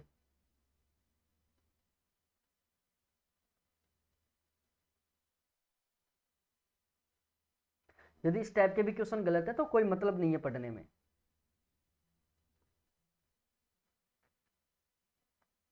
बताओ 139वें क्वेश्चन का सही आंसर क्या होगा? भाई यहाँ पर 100 है, वैश्विक स्तर पर औसत वार्षिक वर्षा वर्षण लगभग कितना सेंटीमीटर होता है? औसत वार्षिक वर्षा होती है लगभग 100 सेंटीमीटर के आसपास। वृद्ध चरण के निम्नलिखित प्रक्रमों का को मध्यम से तीव्र संचलन के आधार पर व्यवस्थित करो। ठीक है, अब यहाँ पर संचलन के आधार पर हमें व्यवस्थित करना है इन सभी को। तो बताओ यहाँ पर तीव्र संचलन के से मध्यम से तीव्र संचलन की ओर कौन सा क्रम सही होगा? तो यहाँ पर सबसे कम जो संचलन है वो किस में होता है? क्रिप में होता है, मृदा सरकने में होता है, फिर इससे ज्यादा मृदा सर्पण में होता है, फिर इससे ज्यादा भू प्रवाह में होता है, सबसे ज्यादा पंख प्रवाह में होता है। इसलिए यहाँ पर ऑप्शन सेकंड सही आंसर होने वाला है। ठीक है, अब हम जो पैसेज के क्वेश्चन है उनको देख लेते हैं कि पैसेज के क्वेश्चनों का आंसर किस तरीके से रहने वाला है और क्या क्या आंसर होने वाला है। ठीक है, तो जो पैसेज के क्वेश्चन थे उनका आंसर मैंने यहाँ पर इसमें नोट कर लिया है। और पैसेज के देखो जो क्वेश्चन थे ना, वो ऐसा नहीं था कि जो आरसी बेस पर हो, कॉमन सेंस बेस पर यदि आपने ज्योग्राफी को पढ़ रखा है तो इनको ठीक कर सकते हो। 141 में बी होगा हाइग्रोमीटर। ठीक है, यहाँ पर हाइग्रोमीटर आएगा। इसके अलावा प्यारे साथियों जो 142 है इसमें कौन सा आएगा? इसमें हैंडली प्रकृष्ट आएगा। ठीक है, इसके अलावा ये वाला जो क्वेश्चन है इसमें कौन सा आएगा आंसर? तो इसमें हमबोल्ट आएगा। क्या आएगा? हमबोल्ट आएगा। इसके अलावा जो 144वां क्वेश्चन है इसमें क्या आएगा? तो 144 में ए आएगा, नो चालन। ठीक है, 145वें क्वेश्चन की बात करें तो इसमें प्रकीर्णन है। क्लाइमेटोलॉजी में मैंने इनको एक एक करके अच्छे से पढ़ाया था, इनकी परिभाषाएं पढ़ाई थी मैंने, बहुत अच्छे से बताया था कि सूर्य उगते समय और सूर्यास्त के समय लालिमा युक्त आकाश में क्यों दिखाई देता है, आकाश में नीला क्यों दिखाई देता है। ठीक है, ये सारी चीजें मैंने बहुत अच्छे तरीके से पढ़ा रखी हैं, बहुत अच्छे तरीके से तुलनात्मक तरीके से बता रखी हैं। तो ऑप्शन डी है यहाँ पर। उसके बाद 146वां क्वेश्चन भारत सरकार, तो यहाँ पर तो भाई ऑप्शन सी होगा, national institute for transforming India. और यहां पर इस क्वेश्चन का सही आंसर क्या होगा बताओ? भाई यहां पर 10वीं पंचवर्षीय योजना होगी। ठीक है, इसके अलावा यदि हम अगले क्वेश्चन की बात करें 148वें की, तो यहां पर 148वें क्वेश्चन का आंसर क्या होगा? तो 148वें क्वेश्चन का सही आंसर होगा स्थायित्व के साथ विकास करना। ठीक है, और आगे यदि हम डिस्कस करें 149वें क्वेश्चन के बारे में, तो 149वां जो क्वेश्चन है उसका सही आंसर विदेश प्रत्यक्ष निवेश को बढ़ावा देना, और 150वां जो क्वेश्चन है उसका सही आंसर क्या होने वाला है, तो यहां पर सही आंसर होगा जीवी राव और सिंघवी समिति। ठीक है, जीवी राव और सिंघवी समिति इस क्वेश्चन का सही आंसर होने वाला है। ठीक है, और इसमें मेरे को एक को लेकर थोड़ा सा कंफ्यूज है, जो मैं आपको बता देता हूं कि उसमें सही आंसर क्या हो सकता है। मैं उसमें खुद कंफ्यूज हूं, जो इस वाले में। ठीक है, इसमें देखो समावेशी भी हो सकता है, समता का साथ भी हो सकता है, दोनों को लेकर मैं खुद कंफ्यूज हूं। तो इस तरीके से हमने 100 के 100 क्वेश्चनों को बहुत बेहतरीन तरीके से सोल्व कर लिया है। ठीक है, 100 के 100 क्वेश्चनों के बारे में आपको पता चल चुका है, और यहां से लगभग 80 प्लस क्वेश्चन है जो हमारी पेड बैच से मिले हैं। ठीक है, 80 प्लस क्वेश्चन की बात कर रहा हूं। ठीक है ना, 80 प्लस क्वेश्चन पेड बैच से मिला है, और ये बिल्कुल रियलिटी है। अब कुछ लोग करेंगे कि हम विश्वास कैसे करें। भाई देखो, आप कहीं से भी बैच लो, आपको विश्वास तो करना ही पड़ेगा। आप किसी भी प्लेटफॉर्म से बैच लोगे तो आपको विश्वास तो करना ही पड़ेगा, क्योंकि पूरी पूरी दुनिया जो विश्वास पर कायम है। लेकिन आप ये कर सकते हो, भाई ये मेरे नंबर हैं, ठीक है, कभी बात करो, कभी कंफ्यूज क्लियर करो, कभी कॉल करो, कभी मैसेज करो। यहां पर ऐसा नहीं है कि चलो टीम रिप्लाई देगी या फिर व्हाट्सएप पर चैट होगी, नहीं, डायरेक्टली कॉल करो। और भाई जब मैं आपसे खुद बात कर रहा हूं, तो मैं आपसे कब बात करूंगा खुद, जब मैं पूरे कॉन्फिडेंस के साथ रहूंगा, जब मैं बिल्कुल सही होऊंगा। ठीक है, तो ये सारा सीन था। बैच पे बहुत अच्छा खासा ऑफर है, बैच ज्वाइन कर सकते हैं यदि आप जेआरएफ क्वालिफाई करना चाहते हैं तो बहुत बहुत धन्यवाद आप सभी को देखने के लिए। थैंक्स बाय मेरे प्यारे साथियों।